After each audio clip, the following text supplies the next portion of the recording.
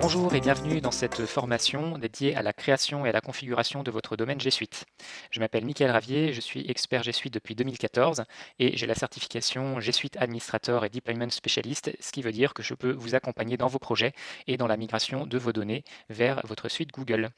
Donc G Suite, qu'est-ce que c'est? C'est une suite bureautique et collaborative 100% en ligne proposée par Google qui s'adresse à tout type d'organisation et notamment aux associations, parce que sachez que les associations qui tombent sous la loi 1901 peuvent bénéficier de G Suite de façon totalement gratuite. Donc nous allons voir dans cette formation comment configurer votre domaine, au moins avec la configuration de base. Donc dans le programme, nous allons d'abord nous poser la question de quel est l'intérêt de mettre en place G Suite dans votre organisation. Ensuite, on verra certains aspects techniques, certaines notions techniques qui sont importantes à comprendre pour la suite. Par exemple, qu'est-ce qu'un DNS ou qu'est-ce qu'un domaine, un nom de domaine. Ensuite, nous allons voir directement à l'écran comment créer et valider votre domaine G Suite. Puis nous configurerons le système de messagerie. Il faut savoir que vous n'êtes pas obligé d'utiliser G Suite avec le système de messagerie. Vous pouvez avoir un autre système de messagerie à part. Nous, on vous recommande quand même d'utiliser Gmail qui s'intègre parfaitement avec les autres outils Google. Ensuite, nous passerons à la création de comptes utilisateurs et de groupes d'utilisateurs et nous verrons à quoi peuvent servir les unités organisationnelles pour donner des droits distincts à vos différentes populations d'utilisateurs. Ensuite, nous passerons à la configuration de base de certains services. Par exemple, est-ce que vos utilisateurs ont le droit de partager des données Drive à l'extérieur de votre organisation ou pas? Nous passerons ensuite à la gestion de la flotte d'appareils. Donc, vous avez la possibilité avec G Suite de gérer vos appareils mobiles d'entreprise à distance et par exemple de bloquer un appareil qui aurait été perdu. Et enfin, nous passerons à la surveillance de votre domaine grâce au volet rapport de votre console d'administration G Suite. Démarrons sans tarder cette formation. Mais avant de passer à la configuration de nos domaines, passons d'abord en revue l'intérêt de se doter d'une suite Google. Donc G Suite, qu'est-ce que c'est? C'est la même suite d'outils bureautiques et collaboratifs proposés au grand public par Google. On retrouve G Suite, Gmail pour la messagerie, l'agenda pour s'organiser au quotidien, le Drive pour stocker et partager ses documents, Google Docs, Sheets et Slides pour collaborer dans des documents texte, tableurs et présentations, et plus tous les autres outils qui ne sont pas d'ailleurs listés tous ici, qui font la richesse de l'écosystème Google, que ce soit Google Photos, Google Maps, etc. Donc G Suite reprend ces mêmes outils, mais les regroupe dans une offre professionnelle avec certaines fonctionnalités exclusives. Par exemple, dans le Drive, vous avez la possibilité d'avoir la fonction des drives partagés, qui vous permettra, en tant qu'association ou qu'entreprise, de bien mieux structurer vos documents et d'assurer la pérennité de vos données d'entreprise ou d'association. Autre avantage de G Suite, vous pouvez associer à votre messagerie d'organisation une adresse professionnelle avec un nom de domaine. Donc, c'est-à-dire que vous allez pouvoir utiliser Gmail, mais avec une adresse de type @monentreprise.com ou monassociation.fr par exemple. Donc on voit encore beaucoup sur la route, par exemple, il y a beaucoup d'entreprises de transporteurs qui utilisent encore des adresses gmail.com, yahoo.fr, et ça ne fait vraiment pas pro du tout, et en plus ça veut dire qu'ils utilisent des outils grand public qui ne sont pas adaptés à une association ou à une entreprise. L'autre avantage, c'est que vous n'aurez pas de traçage pour faire du ciblage publicitaire lorsque vous utilisez les outils Google et que vous avez une licence G Suite. Mais surtout, le grand intérêt de G Suite, c'est que vous avez une console d'administration qui vous permet enfin de gérer d'un point central tous vos utilisateurs, tous vos outils et toutes vos données d'entreprise. Donc la console d'administration va vous permettre de créer et de gérer vos utilisateurs, d'assurer la pérennité de vos données, c'est-à-dire que lorsqu'un utilisateur s'en va, eh bien, qu'est-ce qu'on fait de ces données? On va pouvoir les conserver, les réattribuer à notre utilisateur si besoin. Vous allez également pouvoir configurer vos outils, définir votre politique de sécurité. Par exemple, est-ce que vous souhaitez ou non que vos utilisateurs puissent partager des données Drive à l'extérieur de l'entreprise? Sous quelles conditions de sécurité? Etc. etc. Tout ça, vous le maîtrisez depuis la console d'administration. Et enfin, vous allez pouvoir déployer auprès de vos utilisateurs une myriade d'applications tierces qui ne sont pas développées par Google, mais qui sont développées par des services tiers en ligne. Et vous allez pouvoir très facilement déployer ces applications pour vos utilisateurs. Donc G Suite répond déjà à 95% de nos besoins quotidiens, mais avec le marketplace, vous allez pouvoir répondre à 100% de vos besoins quotidiens. Passons rapidement en revue les propositions de licences tarifaires de Google G Suite. Donc pour les entreprises, vous avez une licence basique à 5,20 € par utilisateur par mois qui vous offre 30 gigaoctets de stockage, c'est 2 fois plus que la licence grand public. Et vous avez bien sûr tous les avantages qu'on a cités précédemment liés à G Suite. La licence business, elle, vous coûtera 10,40 € par utilisateur par mois. Et c'est la licence que je vous recommande en général parce qu'elle vous offre un stockage totalement illimité, l'accès à des fonctionnalités plus avancées comme le fameux drive partagé qui est vraiment utile pour structurer vos données d'association ou d'entreprise. Vous allez également pouvoir choisir de l'emplacement de vos données, c'est-à-dire que si vous souhaitez que les données d'entreprise ne soient que dans les data centers européens de Google, vous pourrez le faire avec la licence business. Et vous avez quelques autres fonctionnalités exclusives, notamment dans Meets. Il y a également une licence entreprise à 23 € par utilisateur par mois que je ne vous recommande pas forcément. C'est plus pour des grands groupes qui ont des besoins très précis d'audit et de rétention de données. Et généralement, ces grands groupes négocient un tarif préférentiel auprès de Google. Mais surtout, je vous disais que les associations peuvent bénéficier de G Suite totalement gratuitement. Effectivement, Google propose une licence gratuite.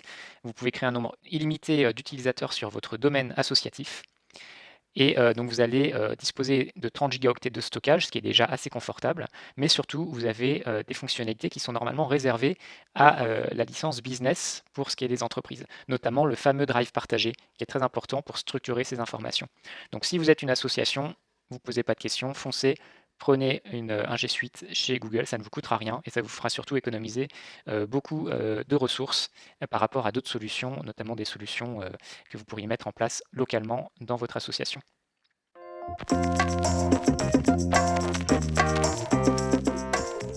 Voilà, j'espère vous avoir convaincu et conforté dans votre souhait de déployer la suite Google dans votre organisation.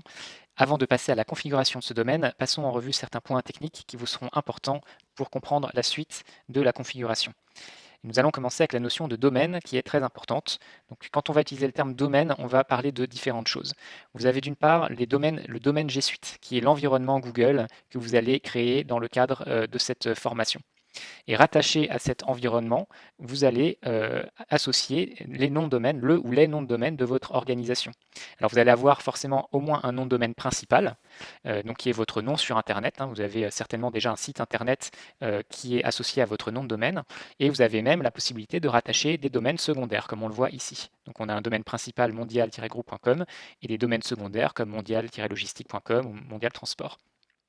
Ça va vous permettre ensuite, quand vous créerez vos utilisateurs, de leur associer une adresse email correspondant au nom de domaine dont vous disposez.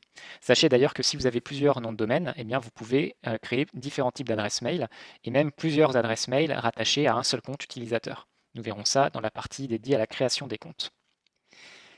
Alors pourquoi est-ce qu'on utilise des noms de domaine sur Internet? Eh bien, les noms de domaine, c'est ni plus ni moins une façon pour nous, êtres humains, de plus facilement communiquer sur Internet, puisqu'il est beaucoup plus facile de taper google.com dans un navigateur que de rentrer une suite de chiffres qui correspondent à l'adresse IP, c'est-à-dire l'adresse physique du serveur, c'est-à-dire la machine qui va héberger le site Internet. Alors comment est-ce que ça fonctionne techniquement? Eh bien vous avez des serveurs disponibles partout dans le monde qui s'appellent des DNS et qui sont des sortes de pages jaunes qui vont vous permettre de convertir automatiquement un nom de domaine en adresse IP. Donc ça fonctionne aussi bien pour les sites web, www.google.com, que pour les emails. Quand vous écrivez un email, il y a arrobase le nom de domaine, et bien les DNS permettent ensuite de dire ce message, il doit être réexpédié sur tel serveur qui a telle adresse IP. Et c'est vrai pour quasiment tous les protocoles qui fonctionnent sur Internet. Alors vous, en tant qu'organisation, eh bien, vous gérez ce nom de domaine dans ce qu'on appelle un gestionnaire de nom de domaine. C'est une plateforme en ligne qui s'appelle peut-être OVH ou Gandhi ou One and One, il y en a un certain nombre. Et donc c'est là-dedans aujourd'hui que vous ou votre webmaster indique quelle est l'adresse des serveurs qui hébergent vos différents outils, que ce soit votre site internet ou votre système de messagerie. Donc petit retour en arrière, lorsque vous allez créer votre domaine G Suite, vous allez dire à Google que vous souhaitez utiliser tel nom de domaine avec leurs outils. Petit problème, c'est que potentiellement n'importe qui pourrait créer un domaine Google et dire que je veux utiliser tel nom de domaine avec cet environnement Google. Sauf que si c'était le cas, eh bien n'importe qui pourrait par exemple envoyer des emails ou partager des documents au nom d'une association ou d'une entreprise sans que ce soit réellement cette organisation qui utilise les outils. Donc pour sécuriser tout cela, Google va vous demander pendant les étapes de création de saisir dans votre gestionnaire de domaine un code qui sera ensuite publié en votre nom sur les différents serveurs DNS dans le monde. Et lorsque ce code sera publié, eh bien, les serveurs de Google pourront vérifier la publication du code, et comme seul vous êtes en capacité de publier ce code via votre gestionnaire de domaine, eh bien Google pourra confirmer que oui, effectivement, vous pouvez utiliser les outils Google avec tel nom de domaine puisque vous le contrôlez. Allez, c'est parti, passons à la création de notre domaine G Suite.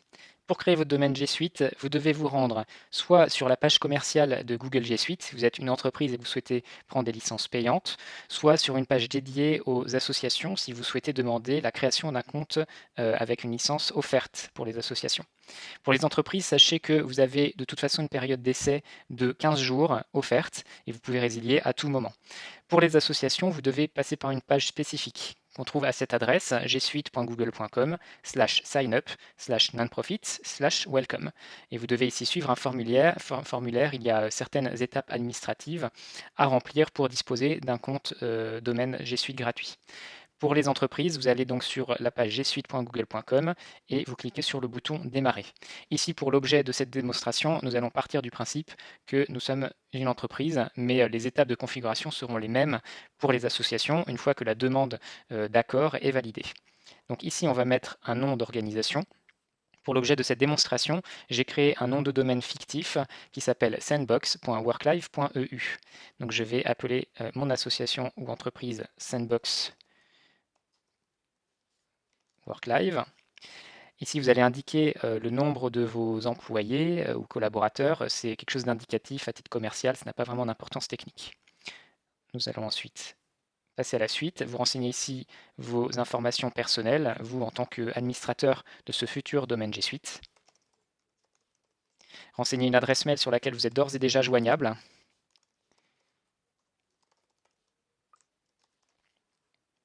Et suivant. Alors cette étape est importante. G Suite vous demande si vous avez déjà un nom de domaine que vous souhaitez raccorder à G Suite, ou bien si vous n'en avez pas, si vous souhaitez le créer dans le cadre de cette procédure. Alors ce que je vous recommande vraiment, si vous n'avez pas déjà de nom de domaine, c'est de ne pas le créer dans le cadre de cette procédure, mais de passer par un fournisseur de nom de domaine, par exemple OVH, pour disposer de votre nom de domaine et ensuite l'associer à G Suite. Pourquoi est-ce que je vous dis ça? Parce que si vous passez par la procédure G Suite, vous n'aurez plus la possibilité a posteriori de changer le nom de domaine principal qui sera rattaché à votre suite Google. Donc si par exemple vous êtes une association et que vous changez de nom d'association et nom de domaine principal, ou si vous êtes une entreprise, vous faites racheter, vous changez de nom d'entreprise, vous ne pourrez pas changer le nom de domaine principal rattaché à G Suite, ce qui peut être assez handicapant. Donc dans tous les cas, cliquez non, oui, je dispose déjà d'un nom de domaine. Et si vous n'en avez pas, passez par un fournisseur tiers. Donc ici, on va indiquer le nom de domaine, c'est celui qui est donc indiqué dans votre gestionnaire de nom de domaine, ici sandbox.worklife.eu. Généralement, ce sera la même adresse que celle de votre site web, mais sans les W devant.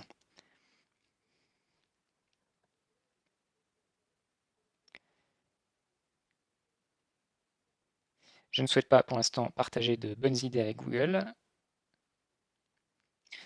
Et nous allons créer ici le premier utilisateur, qui sera donc le super administrateur de votre domaine G Suite.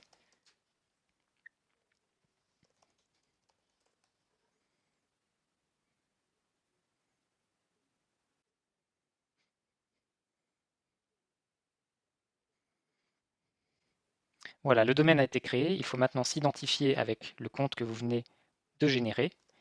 Retapez le mot de passe. Google vous demande ici de renseigner un numéro de téléphone pour vous envoyer un code de validation. Et ce numéro vous servira aussi à récupérer votre mot de passe si vous l'oubliez et que vous vous bloquez de votre compte. Puis accepter les conditions d'utilisation. Donc comme je vous le disais, vous pouvez essayer la suite pendant 14 jours. Par défaut, on vous propose la licence business, mais vous aurez la possibilité de changer cette licence par la suite si vous êtes une entreprise. Et si vous êtes une association, eh bien, vous aurez automatiquement la licence proposée aux associations. Ici, on vous demande des coordonnées bancaires pour démarrer la facturation si vous allez au-delà de 14 jours. Une fois les données bancaires saisies, nous sommes prêts à accéder à la configuration de notre domaine.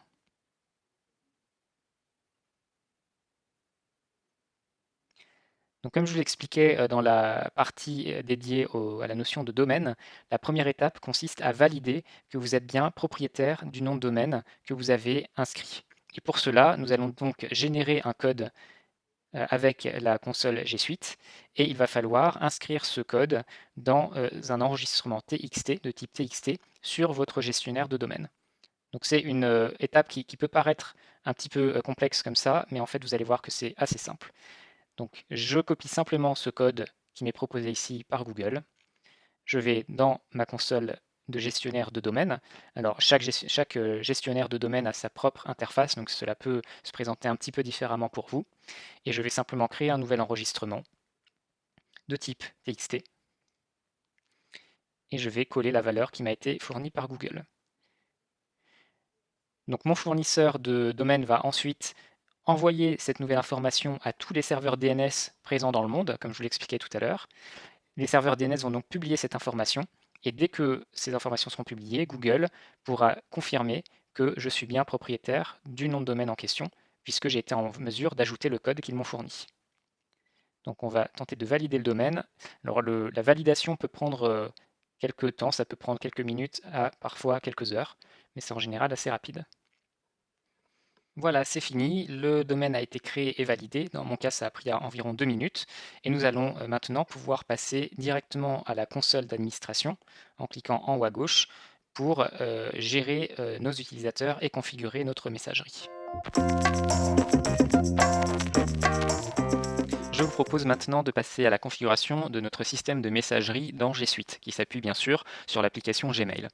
Alors cette étape n'est pas obligatoire, je vous rappelle que si vous souhaitez conserver votre messagerie existante, vous pouvez très bien n'utiliser G Suite qu'avec les autres applications et ne pas l'utiliser avec l'application Gmail. Dans notre exemple de tutoriel, on va quand même partir du principe qu'on veut utiliser la puissance de Gmail dans notre suite Google et bénéficier d'un maximum d'interaction entre les différents outils. Et donc nous allons configurer le système de messagerie. Alors petit rappel avant de passer à la configuration en tant que telle. Rappel sur comment fonctionne le cheminement de flux sur Internet. Donc je vous rappelle que vous avez un nom de domaine de type monorganisation.com et que votre nom de domaine est renseigné sur les différents serveurs DNS dans le monde, les DNS étant les sortes de pages jaunes qui indiquent quels sont les serveurs d'applications qui s'appuient sur votre nom de domaine. Donc par exemple quand quelqu'un visite votre site Internet, eh bien, le DNS va indiquer quelle est l'adresse IP du serveur qui héberge votre site Internet. Et ça fonctionne de la même façon avec les emails. Comment ça se passe quand quelqu'un vous envoie un email sur Internet? Eh bien, l'email qui vous est envoyé, par exemple, à une adresse utilisateur@monorganisation.com, donc l'outil qui envoie l'email va se connecter à un DNS pour vérifier quel est le serveur de messagerie que vous utilisez et va donc envoyer cet email directement à l'adresse IP du serveur de votre messagerie. Donc le champ qui indique cette information-là dans les DNS s'appelle le MX. Donc dans votre cas, aujourd'hui, votre MX pointe peut-être vers une messagerie, Exchange ou autre. Et donc l'action que nous allons effectuer consiste à changer le MX pour indiquer que dorénavant, c'est bien les serveurs de Google qui hébergent votre messagerie. Donc les personnes qui envoient des emails vont donc envoyer le message sur les serveurs de Google et après, ce sera le rôle de Google de dire si oui ou non il y a bien l'utilisateur correspondant sur ces serveurs et de délivrer le message ou bien de renvoyer un message d'erreur à l'expéditeur si l'adresse n'est pas correcte par exemple. Voilà, donc maintenant qu'on a compris ça, eh bien, passons à la configuration de nos MX sur notre gestionnaire de domaine. Donc en l'occurrence, je suis sur le gestionnaire Ionos One et donc on voit que j'ai actuellement un pointeur MX qui renvoie les messages vers le serveur de messagerie de Ionos. Donc moi, ce que je veux, c'est modifier ce champ pour mettre les serveurs de Google à la place. Donc Google a plusieurs serveurs de messagerie qui sont redondants, ce qui fait que si un serveur en panne, les autres pourront prendre le relais. Et voici donc, sur cette page librement accessible de l'aide Google, les différents enregistrements à ajouter dans votre gestionnaire de domaine. Donc nous allons prendre le serveur principal et modifier le premier MX. Alors vous pourriez aussi le supprimer et en créer un nouveau. Voilà, et donc à la place de Ionos, je vais indiquer que c'est ce serveur de Google que je souhaite utiliser en priorité. Maintenant que j'ai fait cette action avec le premier serveur de Google, il ne me reste plus qu'à ajouter pour chaque MX supplémentaire le champ dans mon gestionnaire de domaine. Voilà, donc voilà un exemple pour le premier serveur supplémentaire. Il est recommandé de mettre la priorité numéro 5, enregistrer, etc. jusqu'à ce que vous ayez saisi les 5 serveurs de messagerie de Google. Une fois que vous avez renseigné vos champs MX, il n'y a plus qu'à attendre que cette information soit propagée à l'ensemble des DNS dans le monde. Vous avez d'ailleurs certains services en ligne qui vous permettent de suivre l'état d'avancement de cette propagation avec un certain nombre de serveurs DNS témoins. Donc une fois que la propagation est complète, ça peut prendre de quelques dizaines de minutes à quelques heures, eh bien tous les messages qui sont envoyés à votre organisation arriveront dans vos messageries Gmail et non plus dans votre messagerie source. Vous pouvez d'ailleurs tester le bon fonctionnement du flux de mail en vous envoyant un message depuis une adresse, une messagerie extérieure, et vous verrez si le message arrive dans votre ancienne messagerie ou dans la nouvelle. Donc félicitations, nous avons configuré notre messagerie et nous pouvons maintenant envoyer et recevoir des messages. Il reste néanmoins 2 étapes à minima pour sécuriser votre système de messagerie.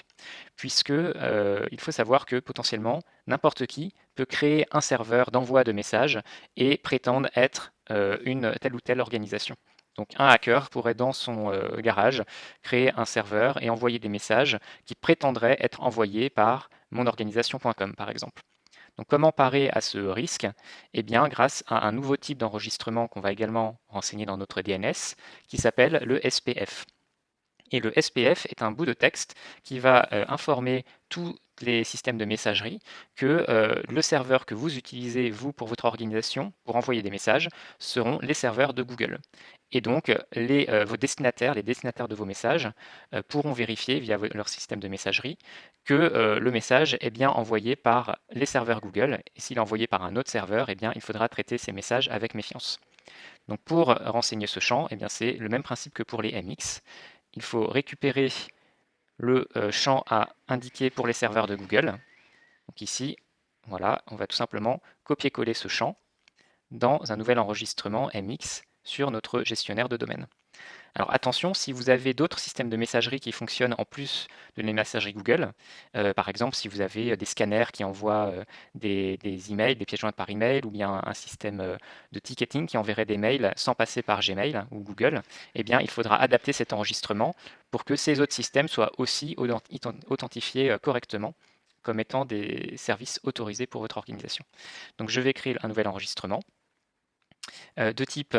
Alors, vous pouvez choisir SPF, mais généralement, en fait, un SPF, c'est un TXT, et on a généralement moins de problèmes quand on édite directement un TXT. Voilà, enregistrer.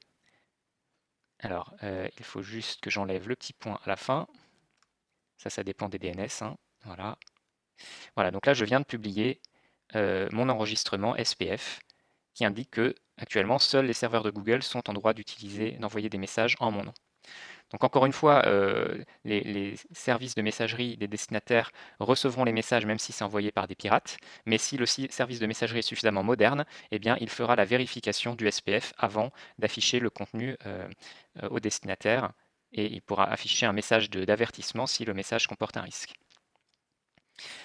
Dernier champ à configurer pour sécuriser notre messagerie, il s'agit du DKIM, puisque lorsqu'un message transite sur Internet, il va passer via différents serveurs, différentes machines, et certaines de ces machines peuvent être corrompues et peuvent altérer le message pour, par exemple, en changer le contenu ou bien prétendre qu'il est envoyé par un autre expéditeur, ce genre de choses. Et donc une façon de sécuriser cela, c'est de mettre en place un cryptage de l'entête du message grâce au système DKIM. Et grâce à ce système, eh bien, le destinataire aura la garantie que le message n'aura pas été altéré en cours de cheminement. Alors pour mettre en place ce DKIM, c'est un petit peu plus compliqué. Il faut aller dans la console d'administration de Google, puis dans la rubrique des applications G Suite, application Gmail, et enfin dans la rubrique Authentifier les emails avec le DKIM. Donc le principe de fonctionnement de ce mécanisme, c'est que nous allons générer pour chaque nom de domaine que vous avez rattaché à G Suite, nous allons générer un code, un identifiant, que nous allons ensuite publier sur notre DNS. Et donc cette clé de cryptage va permettre au destinataire des messages de déverrouiller l'entête de nos messages et de s'assurer que le contenu n'a pas été corrompu.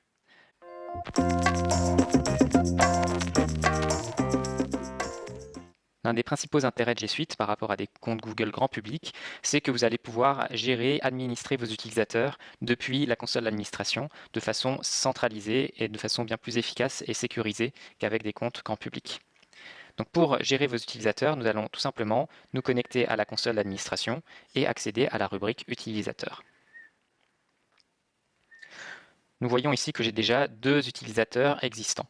Pour créer un nouvel utilisateur, je vais ajouter un nouvel utilisateur, renseigner le prénom, le nom, indiquer l'adresse email. Si vous avez plusieurs noms de domaine, vous pouvez choisir le nom de domaine qui va être rattaché à l'adresse principale. Vous pouvez également ajouter la photo de la personne en cliquant ici. Et nous allons saisir un mot de passe, soit manuellement, soit le générer automatiquement, afin qu'il soit envoyé à la personne. Vous pouvez également forcer l'utilisateur à réinitialiser le mot de passe lors de sa première connexion, si vous avez saisi un mot de passe manuellement. Voilà, l'utilisateur est créé. Je peux, si je le souhaite, lui envoyer des informations par email. Donc avec la console d'administration, vous avez également la possibilité de gérer les utilisateurs au cours de leur utilisation des outils. Notamment, vous pouvez ici à gauche réinitialiser le mot de passe si par exemple l'utilisateur l'a perdu ou bien que vous souhaitez couper l'accès de la messagerie à votre utilisateur. Vous pouvez renommer l'utilisateur et renseigner toutes sortes d'informations qui vont alimenter l'annuaire interne dans le champ information utilisateur. Par exemple, le numéro de téléphone, l'adresse postale, etc. Dans la rubrique alias d'adresse email, vous avez la possibilité de créer des adresses secondaires qui vont être rattachées à la messagerie de l'utilisateur. Par exemple, si Jean s'occupe également de l'adresse contact de mon organisation, eh bien, je vais pouvoir ajouter l'adresse contact et tous les emails envoyés à cette adresse-là arriveront dans la messagerie de Jean. Lorsqu'un utilisateur quitte l'entreprise, vous souhaiterez probablement supprimer son compte de façon à libérer des licences G Suite pour les attribuer à de nouveaux utilisateurs. Donc pour supprimer un utilisateur, il suffit d'aller dans la rubrique plus, supprimer le compte. Et lors de la suppression, vous avez la possibilité de transférer les documents présents dans le Drive à un autre utilisateur ou bien un compte système de façon à ne pas perdre les données qui seraient dans le Drive de cet utilisateur. Voyons maintenant comment créer des groupes. Les groupes dans G Suite peuvent servir à plusieurs choses. Ils peuvent permettre d'acheminer des emails à une population d'utilisateurs, qui peuvent d'ailleurs être membres de votre organisation ou totalement extérieurs à votre organisation. Donc ça peut servir de liste de diffusion. Vous pouvez aussi vous en servir pour simplifier par exemple les partages dans Google Drive. Si vous partagez constamment avec les mêmes utilisateurs des documents, eh bien vous allez ajouter ces utilisateurs à un groupe et vous n'aurez plus qu'à saisir l'adresse email du groupe pour partager à l'ensemble des utilisateurs membres du groupe. Et enfin, nous verrons un petit peu plus tard dans la formation que vous pouvez utiliser les groupes pour donner des droits d'utilisation spécifiques des outils à une population d'utilisateurs. Par exemple, vous pourriez par défaut empêcher vos utilisateurs de partager des documents Drive à l'extérieur de votre organisation, mais autoriser un groupe d'exception qui aura la possibilité de faire ce partage vers l'extérieur. Pour créer un groupe, il suffit d'aller donc dans la console d'administration, rubrique groupe, et de créer un nouveau groupe. Saisissez ici le nom de votre groupe. Par exemple, ici, je veux inclure tous les membres de mon organisation. Donc, je vais créer un groupe qui s'appelle tous et je vais lui donner également une adresse mail tous@sandbox.worklife.eu. Vous n'êtes pas obligé d'indiquer un propriétaire du groupe puisque vous pouvez vous-même gérer l'ensemble de vos groupes depuis la console d'administration. Ici, on vous demande de préciser comment le groupe peut être utilisé. Qui peut recevoir les messages envoyés au groupe, qui peut envoyer des messages au groupe, qui peut gérer les membres, etc. Donc il faut passer en revue avec prudence ces éléments. Ce que je vous recommande dans la plupart des cas, c'est de vous mettre en mode équipe. Et après, soit vous autorisez des personnes extérieures de votre domaine à écrire au groupe, et dans ce cas, il faudra activer l'option publier des posts, ce qui veut dire des emails, pour l'ensemble des personnes sur Internet, ou bien vous souhaitez que seuls des membres internes de votre organisation puissent écrire au groupe, et dans ce cas, il faudra laisser cette option décochée. Mais donc l'option équipe, dans la plupart des cas, répond aux besoins de votre organisation. Vous avez la possibilité d'ajouter à un groupe des personnes totalement extérieures à votre domaine. Donc, par exemple, si vous avez l'habitude de travailler avec des prestataires, avec des personnes extérieures à votre organisation, vous pouvez créer un groupe de diffusion, les ajouter dans le groupe, inscrire simplement leur adresse email, et ils recevront une copie des mails envoyés au groupe au même titre que vos utilisateurs en interne. Donc c'est quelque chose qui peut être particulièrement puissant, par exemple pour une association qui travaillerait avec des bénévoles extérieurs qui n'auraient pas nécessairement de compte G Suite chez vous. Donc il faut préciser ici ici, si les personnes extérieures à l'organisation sont autorisées en tant que membres. Nous allons maintenant créer le groupe. Voilà, il ne reste plus qu'à ajouter des membres au groupe. Donc je peux lister ici les membres à rajouter.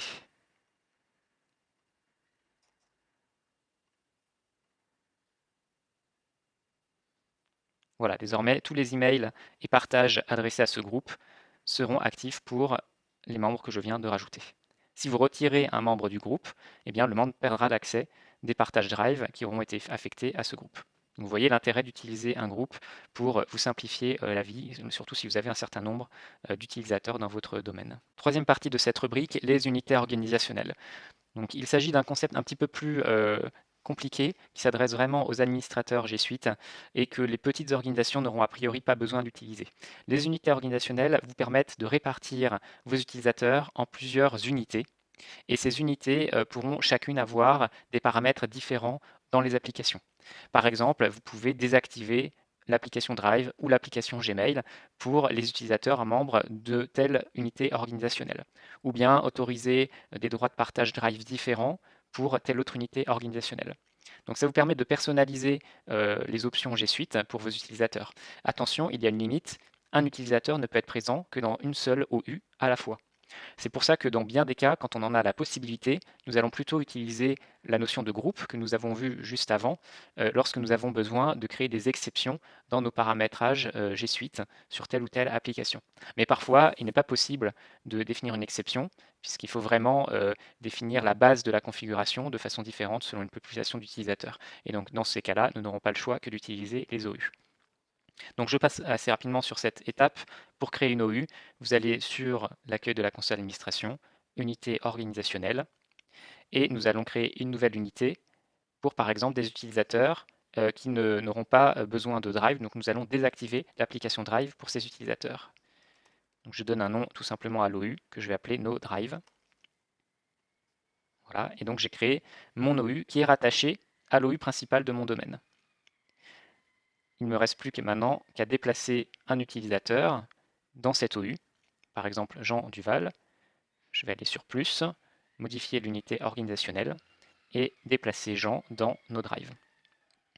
Donc il restera maintenant à définir dans les paramétrages Drive de notre suite Google le fait que les membres de l'OU No Drive ne doivent pas pouvoir accéder à l'application Drive. Mais ça, c'est dans l'étape qui suit de notre formation. Donc passons justement à la configuration des services de base.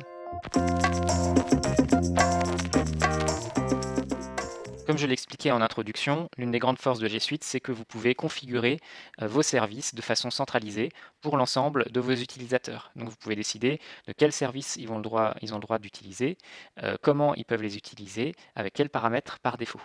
Donc nous allons passer en revue certaines des fonctionnalités.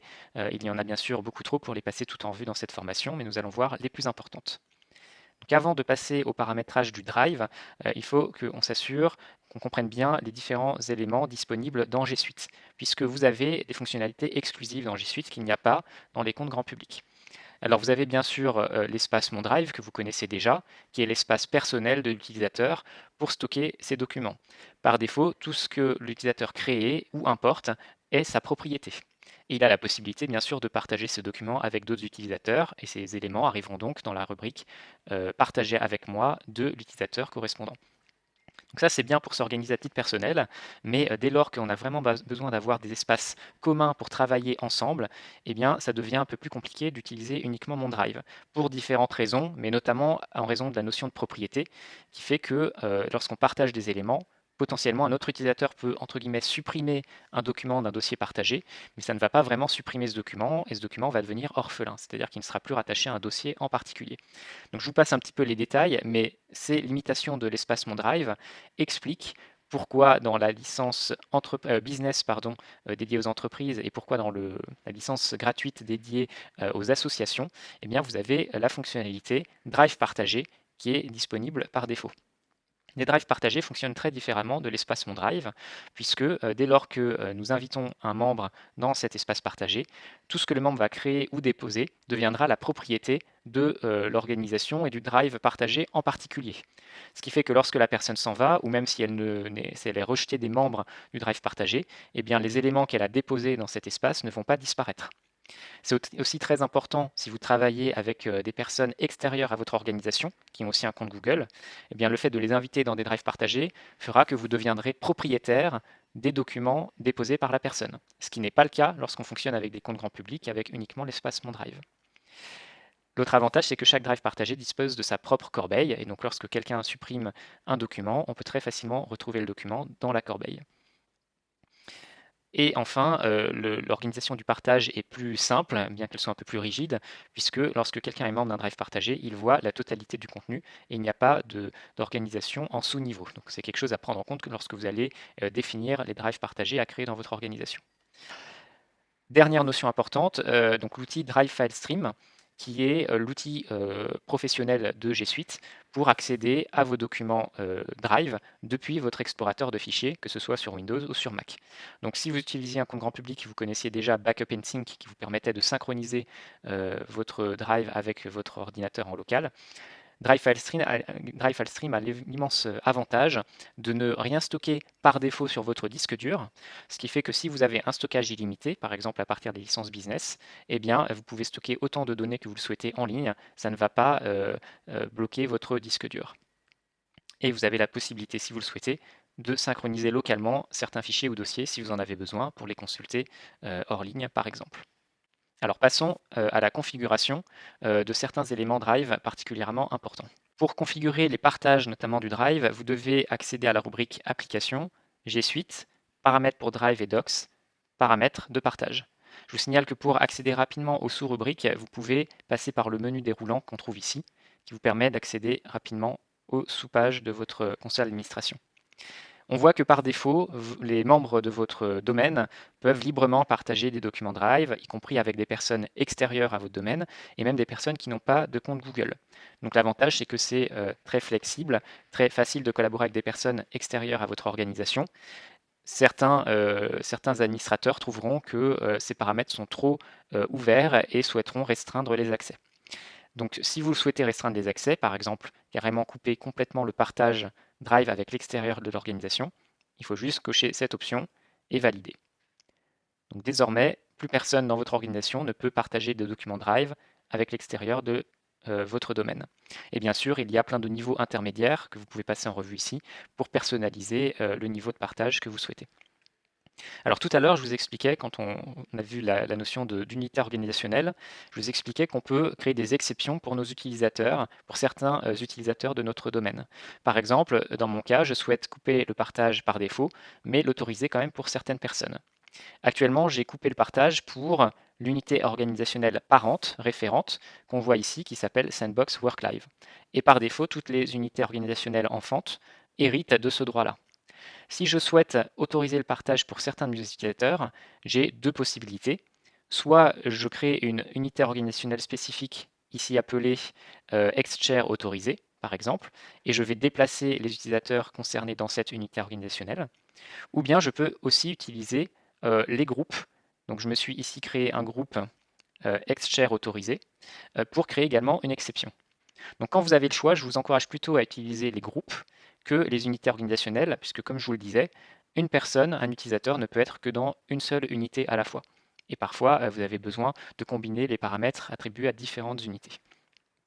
Donc pour changer les paramètres d'une unité, eh bien vous devez d'abord cliquer sur cette unité, puis modifier le paramètre à droite pour créer une exception. Ici, je vais réactiver le partage et valider le fait qu'on ignore le droit qui a été défini sur l'unité principale.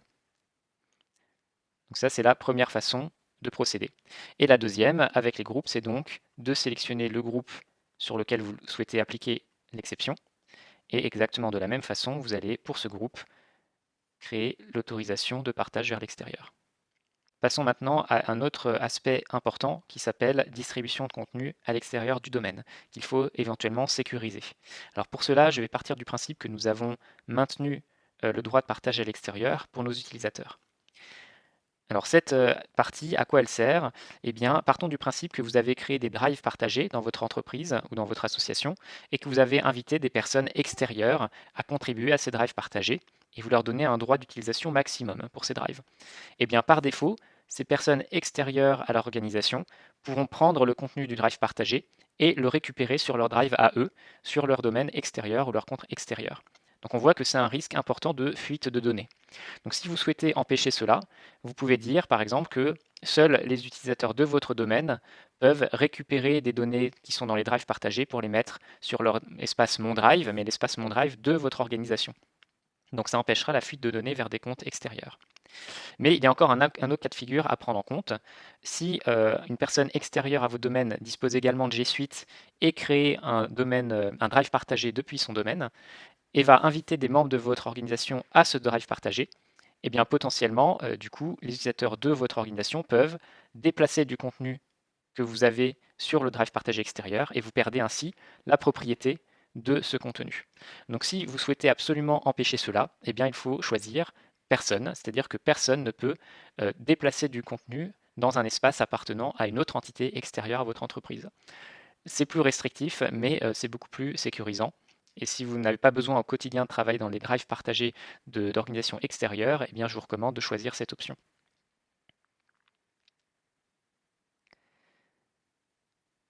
Autre aspect également à décider lorsque vous configurez votre espace G Suite, c'est de choisir si l'ensemble de vos utilisateurs vont ou non être en mesure de créer des espaces Drive partagés. Alors vous pouvez très bien leur laisser cette possibilité, chacun sera libre de créer des drives partagés, simplement vous risquez de vous retrouver assez rapidement avec un très grand nombre de drives partagés, ce qui peut devenir un peu compliqué à gérer.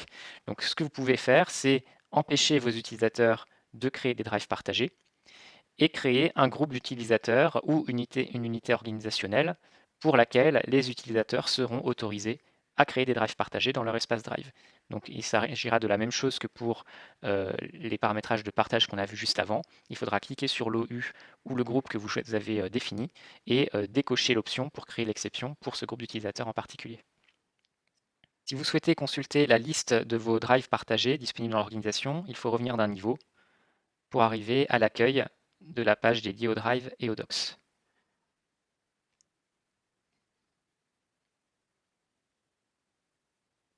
Vous voyez ici qu'on a une rubrique appelée Gérer les drives partagés et vous avez ici la liste de la totalité des drives partagés créés par votre entreprise.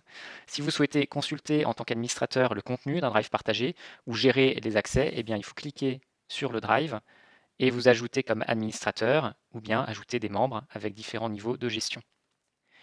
Si vous souhaitez modifier les paramètres du drive partagé, vous avez ici le petit engrenage et vous avez la possibilité, par exemple, d'interdire des personnes extérieures de votre domaine dans ce drive partagé ou bien d'empêcher les membres du drive partagé de partager des documents avec des personnes qui ne sont pas elles-mêmes membres de l'espace. Et enfin, vous avez le bouton Restaurer qui vous permet de restaurer des données qui auraient été supprimées de la corbeille du drive partagé, ou même de restaurer un drive partagé qui aurait été supprimé au cours des 25 derniers jours. Revenons à l'accueil des paramétrages du drive. Il y a également l'espace fonctionnalités et applications que vous pouvez passer en revue. Arrêtons-nous sur la partie dédiée à Drive File Stream. Donc, je vous expliquais que Drive File Stream vous permet d'accéder à vos données Drive depuis votre explorateur de fichiers, que ce soit une machine Windows ou un Mac. Vous pouvez choisir de bloquer l'utilisation de cet outil pour différentes raisons, par exemple pour des raisons de sécurité, puisque le Drive File Stream est une porte d'entrée pour les virus qui pourraient infecter le contenu de votre Drive, par exemple. Donc vous avez la possibilité d'empêcher l'utilisation de Drive File Stream dans votre organisation. Vous avez aussi la possibilité de limiter l'utilisation de Drive File Stream uniquement aux appareils autorisés que vous allez lister dans une liste des appareils que vous gérez au niveau de votre entreprise grâce au numéro de série. Cette partie-là, nous allons la voir un peu plus en détail tout à l'heure dans la partie gestion de votre flotte mobile et d'appareils d'entreprise. Mais donc si vous cochez cette case, personne ne pourra utiliser Drive File Stream sur son ordinateur à moins que l'ordinateur ait été accepté dans la gestion des appareils de G Suite. Un autre intérêt de G Suite, c'est que vous allez pouvoir administrer les navigateurs Chrome de vos utilisateurs à distance. Vous allez trouver ces menus dans la partie gestion des appareils, puis Chrome. Et ici, vous avez une myriade de possibilités. Donc, par exemple, dans paramètres d'utilisateur et du navigateur, vous allez pouvoir indiquer quelle va être la présentation par défaut de Chrome, quelle va être par exemple la page d'accueil de navigateur internet de vos utilisateurs, etc., etc. Si on remonte d'un niveau, vous allez également pouvoir, avec applications et extensions, automatiser le déploiement de certaines extensions Chrome sur tous les postes, ou bien à l'inverse, bloquer le déploiement d'extensions qui vous paraissent trop risquées en termes par exemple de données, de protection des données des utilisateurs. Au niveau de Gmail aussi, vous pouvez définir un certain nombre de paramètres directement depuis la console d'administration. Il faut pour cela se rendre dans la rubrique Applications, G Suite et Paramètres de Gmail. Dans Paramètres d'utilisateur, vous allez pouvoir définir certaines fonctionnalités. Est-ce que par exemple les utilisateurs ont le droit d'envoyer une confirmation de lecture de leurs emails? Est-ce qu'ils peuvent déléguer l'accès de leur messagerie à un autre utilisateur? Est-ce qu'ils peuvent utiliser Gmail en mode hors connexion, etc. Parfois, de nouvelles fonctionnalités arrivent sur Gmail et il faut les activer ou les bloquer dans la console d'administration, par exemple l'utilisation du mode confidentiel. Vous avez également la possibilité de définir quels sont les paramètres avancés que les utilisateurs vont avoir automatiquement ou pas dans Gmail. Donc c'est ce qu'on appelait avant les labos, maintenant ça s'appelle paramètres avancés. Vous avez toutes les rubriques liées à la gestion de vos flux de messagerie, notamment si vous utilisez en plus de Gmail un autre système de messagerie comme Exchange dans votre domaine, mais nous n'allons pas rentrer dans les détails dans cette partie.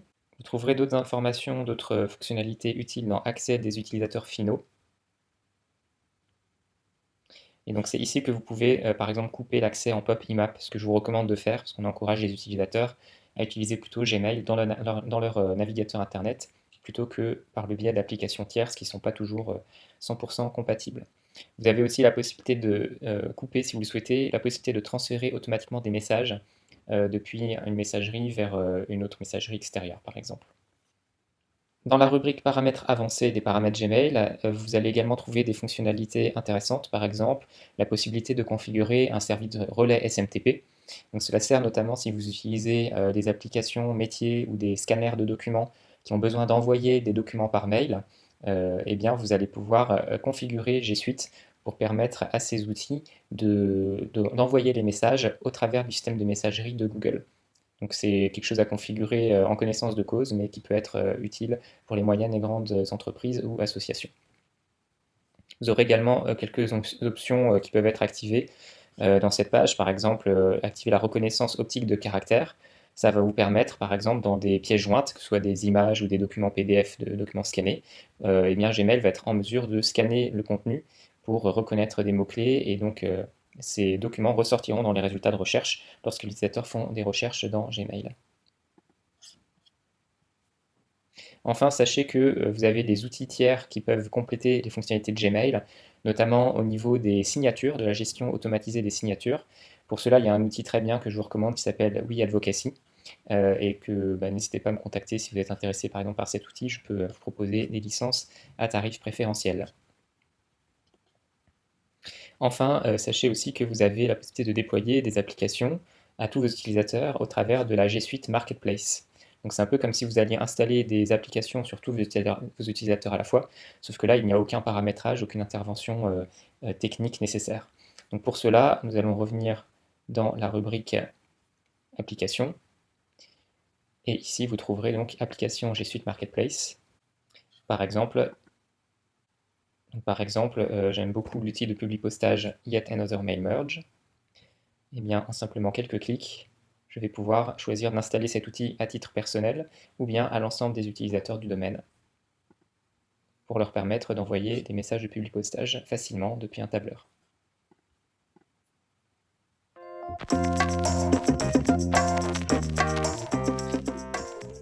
Sachez aussi que G Suite vous permet de gérer votre infrastructure d'appareils directement depuis la console.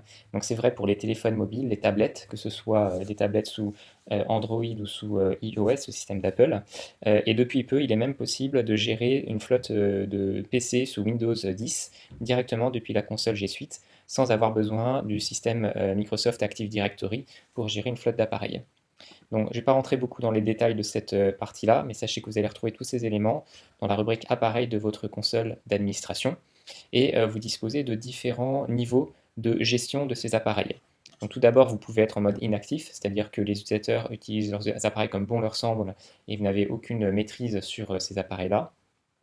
Vous avez également le niveau basique qui vous permet de garantir que les appareils des utilisateurs seront un minimum sécurisés. Vous pouvez par exemple imposer que l'appareil soit sécurisé par un mot de passe et vous pouvez donc choisir de désactiver la synchronisation de G Suite avec un appareil s'il y en a besoin. Et enfin, vous avez un mode avancé qui est plus lourd, mais qui vous permet de faire des choses intéressantes. Par exemple, de pousser automatiquement des applications sur les appareils de vos utilisateurs, de désactiver certaines fonctionnalités que vous ne souhaitez pas qu'ils utilisent, etc., etc. Donc au-delà de ces trois niveaux de gestion, vous avez aussi la possibilité de choisir entre deux types de gestion des appareils. Donc vous avez le type qu'on appelle BYOD, le terme anglais pour dire que les utilisateurs vont utiliser leur propre appareil personnel pour leur usage professionnel. Et donc si vous choisissez ce mode d'utilisation, les utilisateurs vont pouvoir en fait compartimenter leur appareil en deux parties. Ils auront leur application personnelle habituelle et en plus de cela, ils pourront installer des applications qui seront des applications professionnelles et qui seront identifiables par un petit cartable, comme vous le voyez ici. Ce qui fait que sur un même téléphone, il pourrait y avoir deux Gmail, un personnel et un à usage professionnel. Ça permet de compartimenter les choses, ça peut aussi alourdir un petit peu l'utilisation du téléphone, donc c'est quelque chose à réfléchir avant de le mettre en place. Vous avez aussi la possibilité de vous mettre en mode Company Owned Devices, c'est-à-dire que l'appareil est déclaré comme étant totalement la propriété de l'entreprise ou de l'association. Et dans ce cas, eh bien, la totalité du téléphone est gérée par la console d'administration. Donc l'avantage du BYOD par rapport aux Company Owned Devices, c'est que le BYOD, si vous supprimez les données depuis la console d'administration, ça ne va effacer les données que les données professionnelles et pas les données personnelles. À l'inverse du Company Owned Devices, où là, la totalité de l'appareil est gérée par l'organisation.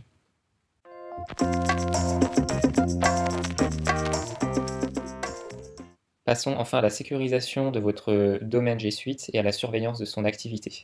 Puisque, on l'a vu, G Suite est un outil très puissant qui vous permet de partager des informations facilement, y compris avec l'extérieur, si vous le permettez. Mais donc cela nécessite quand même de prendre quelques précautions. Donc le premier niveau de précaution que vous pouvez prendre, c'est de bloquer par défaut tous les accès d'applications extérieures à G Suite pour éviter qu'elles ne puissent siphonner des applications des données de l'entreprise. Vous avez peut-être vu tout à l'heure dans l'information que j'ai installé l'application YAM pour faire du public postage. J'ai déployé à tous mes utilisateurs d'un coup. YAM, potentiellement, est une application qui peut récupérer des données dans un tableur pour fonctionner. Donc il y a beaucoup d'applications qui sont très utiles à avoir et qu'on peut autoriser. Mais si par défaut vous ne bloquez pas les accès, eh bien, les utilisateurs pourront librement installer ce qu'ils souhaitent et potentiellement du coup exposer leurs données à l'extérieur. Même si bien sûr à chaque fois qu'une application est installée, l'accord de l'utilisateur est demandé et il est précisé quel niveau d'accès l'application requiert. Donc comment est-ce que sécuriser tout ça de façon un peu drastique, mais cela peut quand même être utile? Eh bien, nous allons donc revenir dans la console administration et explorer la rubrique sécurité. Alors sachez d'ailleurs que c'est beaucoup dans cette rubrique que vous verrez une différence si vous prenez la licence Enterprise plutôt que les licences Business. La licence Enterprise permet par exemple d'analyser beaucoup plus finement les problèmes de spam que vous interceptez, de faire des audits ou de rechercher des données sur des critères bien précis. Mais là déjà en version Business, vous avez la possibilité tout en bas du menu de gérer les autorisations des API. Donc pour chaque application de G Suite, vous allez pouvoir préciser si les accès sont autorisés par défaut pour des applications extérieures. C'est-à-dire est-ce que les utilisateurs peuvent autoriser n'importe quelle application à l'extérieur à accéder à leurs données Gmail.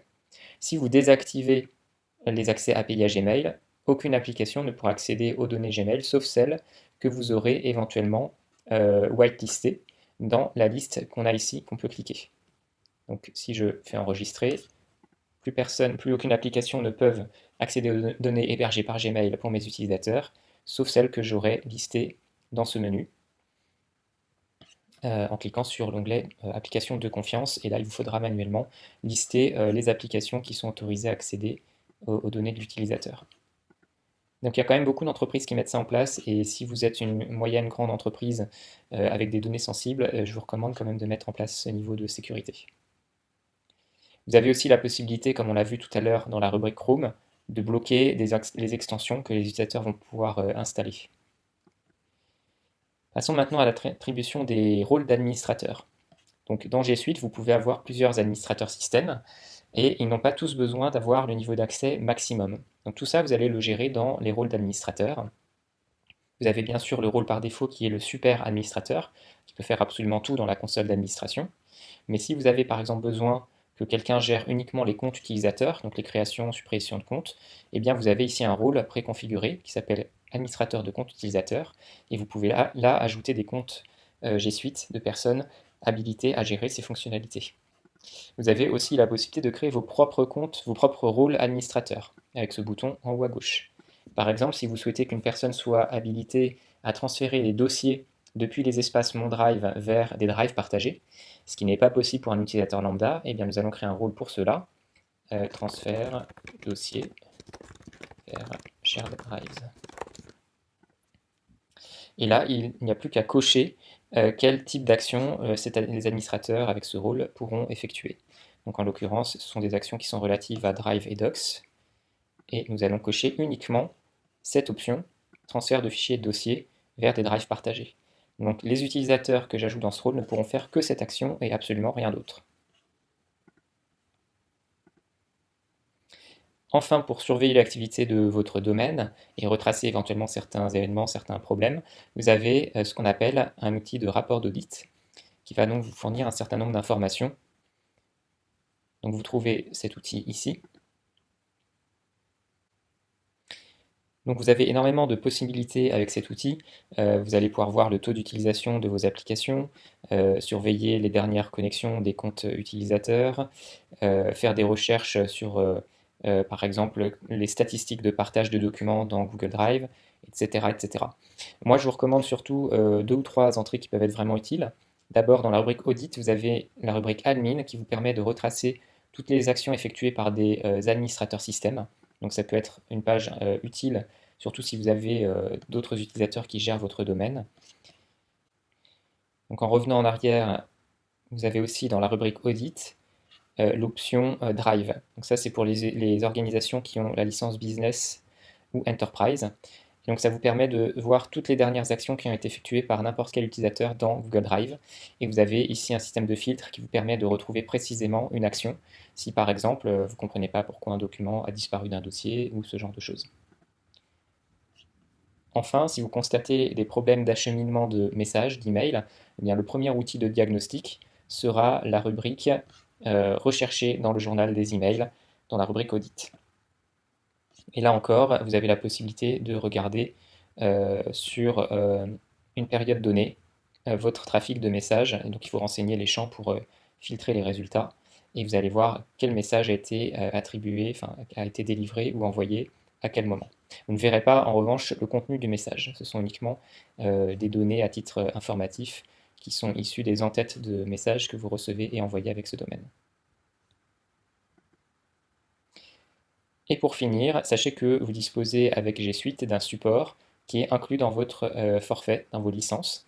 Donc pour contacter le support, vous avez simplement cliqué sur ce point d'interrogation en haut à droite. Vous devez ensuite indiquer, donc faire contacter l'assistance. Donc par chat, téléphone ou email. Ils répondent assez rapidement dans tous les cas, donc par exemple par téléphone. Vous allez brièvement écrire le problème partage Drive, ce qui va permettre à Google de vous suggérer des articles pouvant résoudre votre problème. Mais si ce n'a pas corrigé le problème en question, vous pouvez insister pour contacter l'assistance. Et là, vous appelez simplement le numéro de téléphone et vous gardez ce petit code de connexion pour qu'il puisse identifier l'appel. Voilà, nous sommes arrivés au terme de cette formation qui était consacrée à la création de votre domaine G Suite. J'espère que ça aura été suffisamment clair et instructif pour vous.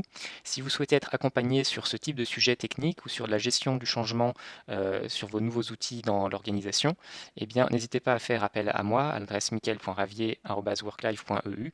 Je dispose aussi d'un réseau important d'experts qui peuvent avoir des spécialités sur des domaines poussés. Donc n'hésitez pas à me contacter. Je vous souhaite une très bonne configuration de votre domaine et je vous dis à très bientôt pour de nouveaux tutoriels et de nouvelles formations. Au revoir.